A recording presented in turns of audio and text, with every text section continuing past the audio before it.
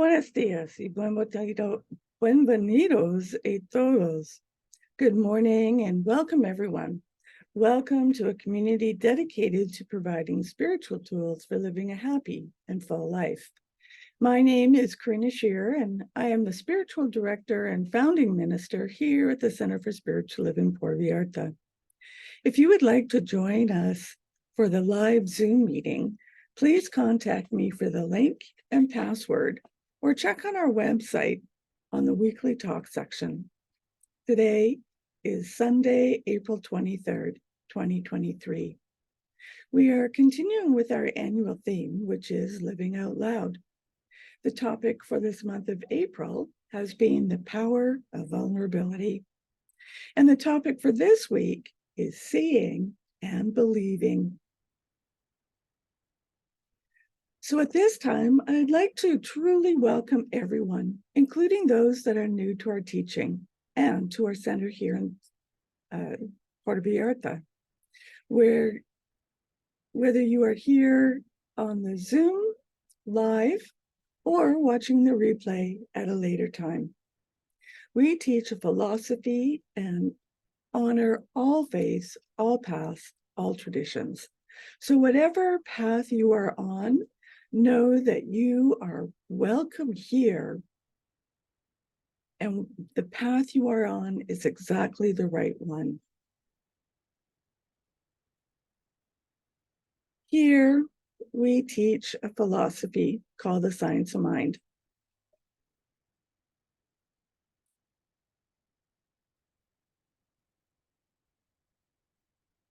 And this is a teaching that is based on new thought and ancient wisdom. And we offer spiritual tools and principles to promote personal growth. And like I said, we honor diversity in all aspects so that we can see and appreciate the great oneness that already exists everywhere and within everyone. When Dr. Ernest Holmes was asked to provide a concise definition of the teaching of the science of mind, he replied that it is a correlation of laws of science, opinions of philosophy, and revelations of religion applied to human needs and aspirations. So each week we offer service with an inspirational message. And we are also meeting live at noon on Calle Venezuela on the rooftop. So come and hang out with us and stay after the service for some great conversation with like-minded people. And I'd also like to remind you that if you are looking for a one-on-one connection for a spiritual mind treatment to assist you with whatever is going on in your life, whether you want to change it or have more of it, then connect with me. And if you would like to commit to being a member of the Center for CSL Puerto Vallarta for this current year, then ask me for the application form, as each year we need to renew our membership. And if you want to be on our board of trustees, please contact me for the application form for that as well. We will be having our annual general meeting coming up soon, so you will need to be a member in order to vote. More details on that later. I'd also like to remind you to like and subscribe to our YouTube channel and Facebook page. And if you're interested in learning more about the science of mind teaching, we'll be offering the course Change Your Thinking, Change Your Life once again later this month, and this will be on Zoom. We will also be teaching the accredited course Roots in English via Zoom and in person starting in May. This has been postponed by 1 month. So if you want to connect with me or check our website, you can find more details there as well. And please let me know if there's another course or workshop or book study that you'd be interested in taking so that we can plan for these as well. Just a sneak preview, we will be having a special workshop put on by a dear friend of mine, and that will be coming soon. So we're not certain if it's going to be in person or on Zoom or a combination of the two. So now let's together review our purpose, vision, and mission statements. We have a grand purpose here each week, and that is to awaken and celebrate diversity and to love and serve our community. This is supported by our vision, which is creating the life you desire, and further supported by our mission, which is to provide spiritual tools for personal growth and transformation.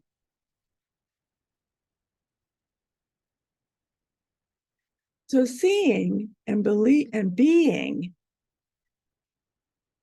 seen can also be a great challenge, yet it's also one of our greatest desires. So how can we do both?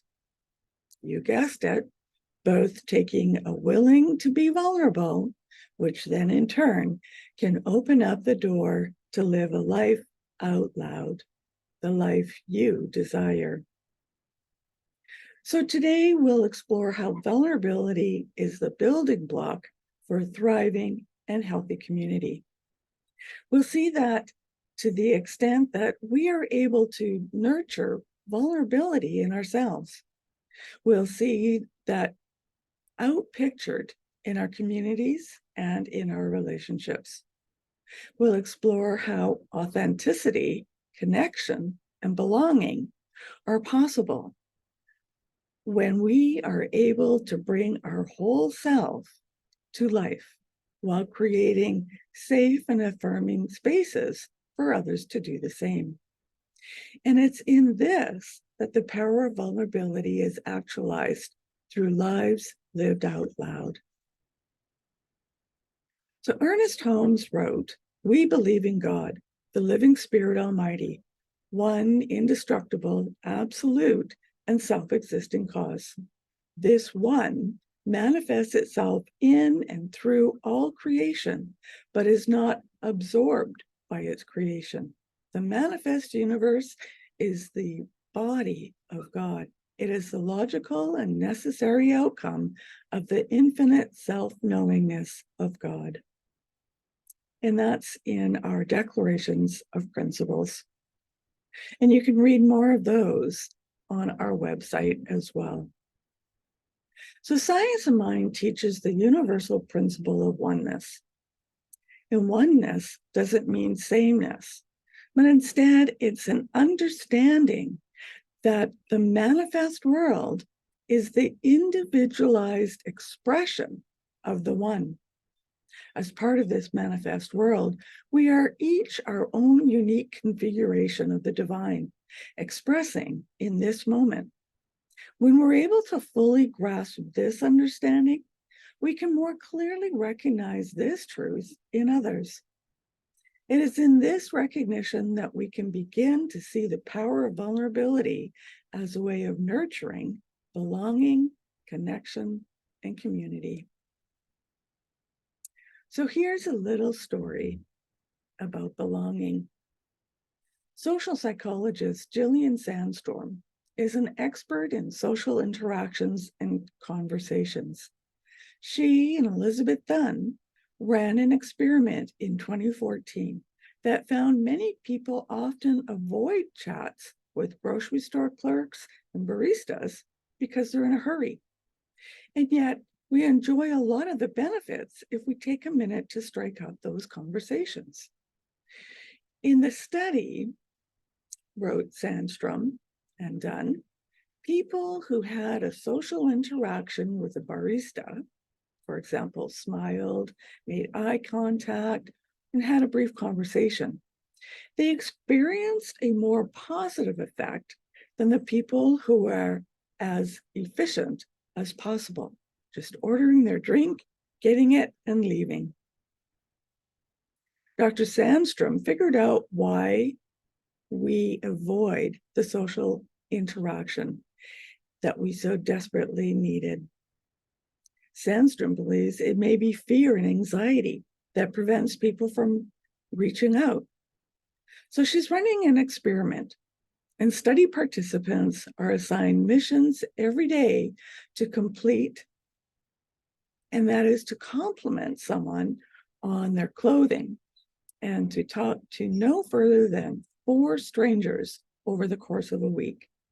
One student told her, I got a good mood boost from the longer conversations that I had. And people generally expect to hate talking with people in person and on the phone, but enjoy it when they're forced to do it. If it's true that many of us need an excuse to start a conversation with strangers or to talk with our neighbors, tell them that you're required to talk to someone every day. Doctor's orders. Chat with your coworkers or your taxi driver. You may dread small talk, but study after study shows that those conversations make you healthier, happier, and more relaxed. It's also a great way to practice your Spanish here in Mexico. And the benefits of authentic social interactions are immediate and primal. So set aside some time to talk with friends face to face and make sure that you make contact with strangers when you're out and about. Here in Mexico, it's quite common to just say hola or buenas tardes or whatever the case may be as you're walking past each other on the street. Humans are so biologically primed to take benefit from social encounters that we get a bump to our mood and mental health even when a stranger simply makes eye contact and nods as they pass us on the street. Just that small gesture, a smile, a nod, a wave, helps you feel more connected to your community. In fact, it's also very common here that when someone enters a cafe or small restaurant, they'll greet everyone near the door with a simple buenos dias or buenas tardes. That brief hello from someone can make you feel as though you belong. Human beings are at their best when they are social, and human minds work best in connection with other human minds. Dr. Ernest Holmes wrote this.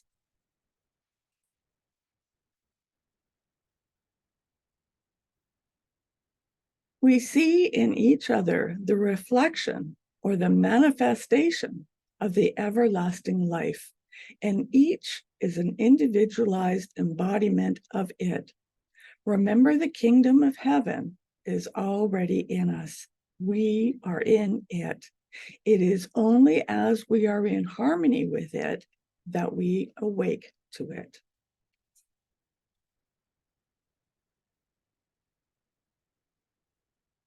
So, in fostering communities where vulnerability and authenticity is nurtured, it's important to understand the role of personal reflection and responsibility. And this sometimes means saying, wow, I really messed up there, or I'm sorry, I should have listened or communicated differently. This level of vulnerability requires us to be willing to see life from a wide variety of angles and to understand how our thoughts, words, and actions may directly impact others.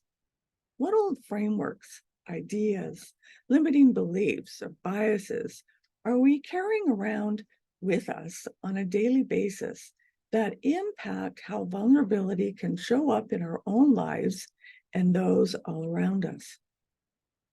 We are then called to an expanded awareness of our connection with the whole and how intentionality, perspective taking, and personal reaction can serve to bolster a sense of connection and belonging. So about a year after I moved here, I was out with a friend enjoying an adult beverage at a local venue on the Malecon. There was only one other patron there at the time, a woman sitting by herself. So we invited her to join us. The next day, I saw her again, and we realized that we were neighbors. We began to go for morning walks together and quickly became friends. We've been best friends now for 5 years. Louise Hay says this: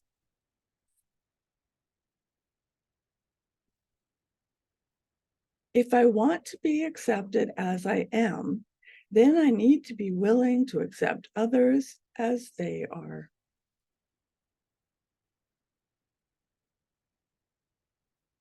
So seeing others doesn't mean seeing them as we think they should be or for what they may be in the future. It requires present moment eyes. These eyes see not through the lens of judgment or comparison, but instead through the gentle gaze of awareness that, just like us, each person we see is a unique expression of the one. When we begin to practice seeing others in this way, the result is the creation of communities and spaces where we are all invited to show up authentically. We're then called to recognize the challenges to vulnerability that may arise and address them head on without downplaying, bypassing, or ignoring. Through this, we create a vibration of acceptance, honoring, and respect, which invites and makes space for vulnerability. Marianne Williamson wrote this: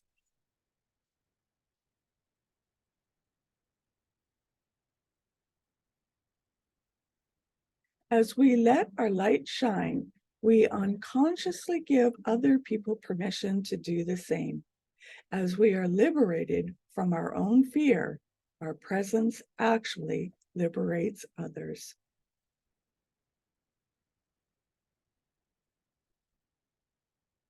So the interesting thing about vulnerability, when we allow ourselves to be seen, we invite others to do the same. In this exchange, we can find a beautiful way to create communities that nurture vulnerability, connection, and belonging. This isn't achieved with words alone, but through intentional action. This is not to say that we will always get it right. Vulnerability makes space for us to try, miss the mark, reflect, and then try again. It invites us to listen, not waiting for the opportunity to fix or prove ourselves right, but listening to understand and connect. When we're able to show up this way and create space for communities to do as well, we begin to see the power of vulnerability actualized. Julene O'Connor wrote this: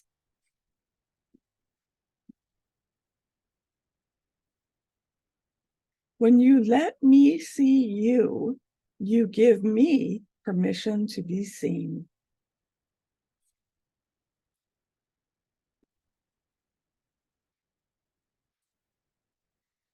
And so, in conclusion, vulnerability is not a one-dimensional concept.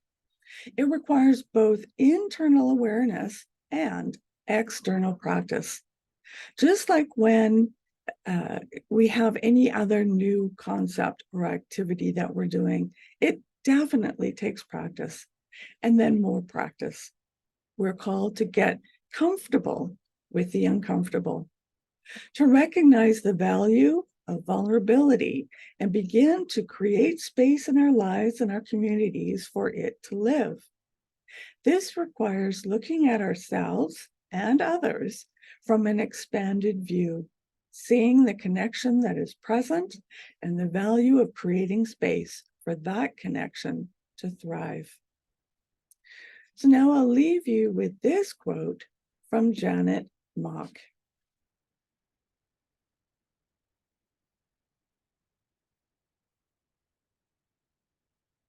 She wrote, "I believe that telling our stories, first to ourselves and then to one another and the world, is a revolutionary act." And that brings us to our affirmation for the week. I allow myself to see and be seen.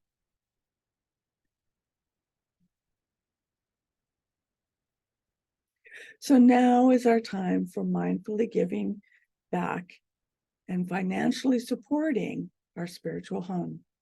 So we rely on your support to continue our center here in Puerto Vallarta so that we can continue offering this powerful teaching of the science of mind. We bless the financial gifts that you give today. Every donation is greatly appreciated, whether it's $5 or $50, or even just the cost of a cup of coffee. Your contributions are circulated with our tithing to our greater organization, which reaches out globally as well as locally.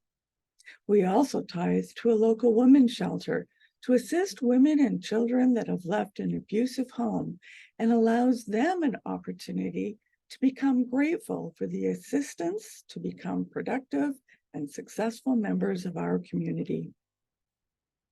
So donations can be made using PayPal or Tithely through our website. And that is www.cslpv.org. You'll find the donate buttons on both the landing page and at the top of the page where you'll find these replays. Alternatively, if you still like to write out paper checks, you can do so and address them to CSLPV, number 403, 2125 Birch Road, Kelowna, BC, V1Y8N1. And so now, if you'd like to join me in our offertory affirmation. I know that my giving blesses and multiplies all that I am, all that I have, and all that I give and receive. I do give eternal thanks for the abundance that is mine to share.